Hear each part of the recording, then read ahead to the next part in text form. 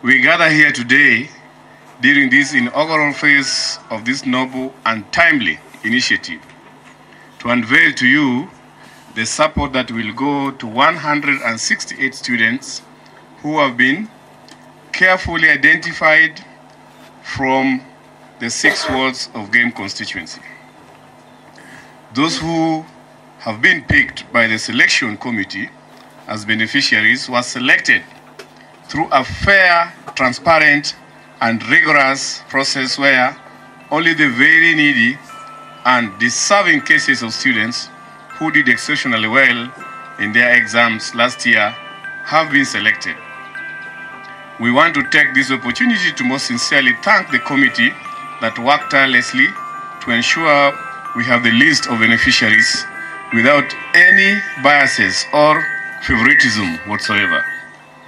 As the patron, I want to assure you that the integrity of this process into the future can only get better.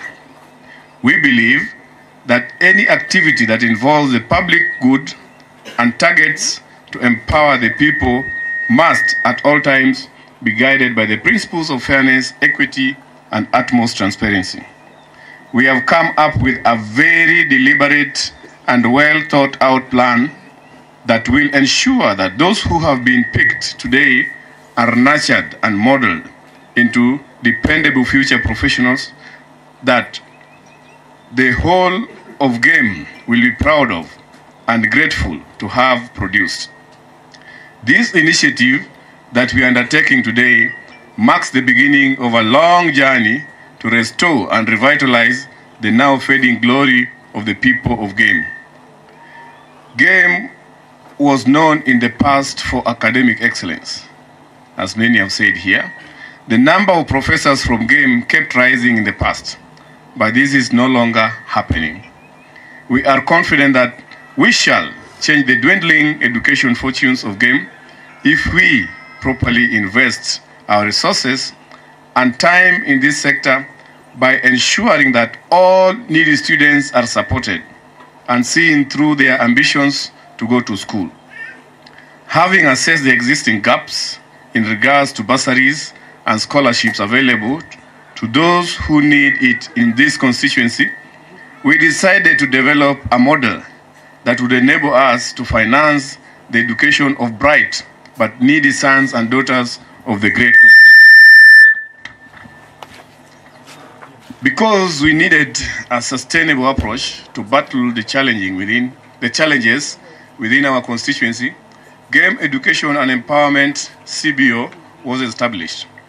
This is a non-profit organization established with the aim of helping to uplift the socioeconomic and educational status of the needy and the vulnerable members of the community. The vision, as already highlighted by the chairman, is to promote education in Game so that we develop an educated, caring community where everyone thrives. As you all know, Game constituency has been the leading community rich in knowledge, intellectuals, and civilized people. However, we have realized this dignity of Game as a community is fading. Because of this, the organization has found it prudent to ensure that every less privileged student must be supported to realize his or her academic dreams. We need to inspire hope and belonging for all by helping people in communities we serve, empowering them to help themselves. Moving forward, we intend to use this outfit to offer bursary to all needy students in Game constituency and to facilitate and promote education by offering scholarships to orphans and the needy students in secondary schools as a way towards fighting illiteracy. We also seek to uplift vulnerable families through the provision of farming inputs and also to facilitate dissemination of information to the members of a community. It is also the commitment of the CBO to address issues related to HIV, epilepsy, sickle cell, and other chronic illness through the campaigns of preventive measures, treatment, and vaccination.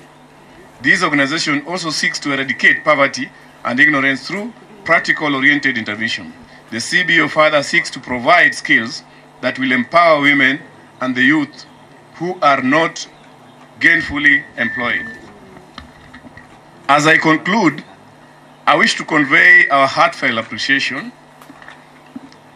and thank you, our honorable leaders, who took their time, despite their busy schedule, to attend and generously contribute funds to make this initiative a success. In this list, we thank His Excellency Minpiny Mama Ida Odinga. We thank His Excellency, the former Vice President of Kenya and Wiper Democratic Leader Kalonzo Musyoka. We thank His Excellency, the Governor and Senior Counsel Bob Agri Orengo, Siaya Senator Dr. Oburu Odinga, Minority Leader in the National Assembly, Ugunja MP Opiyo Wandayi, all our MCAs in game. We thank Honorable Kinyanyi, we thank Honorable Susan Okwiri, we thank Honorable Madingu and Honorable Seth. We thank all those leaders who contributed, members of Parliament. We thank Mr. Dandi, Dr. Mbaka. We thank the members of Parliament who accompanied Dr. Stephen Kalonzo Musyoka on the 2nd of December to raise funds for this cause. Ladies and gentlemen, I want to also reiterate that for us to succeed, we must think out of the box as we isolate and interrogate the underlying factors that affect students' enrollment in our learning institution and why they lack motivation. The biggest challenge facing most learners is failure to get funding from the relative establishment institution. It is painful to see a bright student failing to join Form 1 or college after working so hard in class. This impacts negatively on our society. We can't sit back and watch our society sink. These are some of the reasons that led to the birth of this initiative. Ours as an organization is to complement other established initiatives. My challenge to all of us, whether in the political and non-political sphere, is to sympathize with our needy and vulnerable students so that we can help them make their dreams a reality. Frustrations, intimidation, and founded threats by those who feel uncomfortable are already being felt, but we shall surmount them for the sake of our needy society. Time and back, game was seen as the gym of education. Game was #1 in everything. We had professionals, we had educationists, but right now, game has remained back for drunkards because there is no education in game. Poor leadership. I'm taking this challenge to our young leaders. Please, what Abala Wanga have done, take it into your hearts. He's not done it for prestige or to seek any leadership, but it's from his humble heart to see our children getting something in the future. Mimi majina naitwa Simon Mbai Mawango. I'm from Ndoware, Gotregia sub-location in North Game and in Game. Na nashukuru sana this organization ya GEE organization kufikiria kufunza watoto wasio na uwezo. Game vile lisemwa na Madam Roslyn, game ilikuwa mahali ilijulikana sana na ilikuwa mahali ilikuwa juu sana kimasomo. Lakini from the time of Odera Kang'o ndio mtu peke yake angechukua watoto na kushika na kupeleka shuleni. And that is why game ilikuwa na doctors, ilikuwa na watu tofauti, lakini tangu wakati huo game ilikuja ikasimama.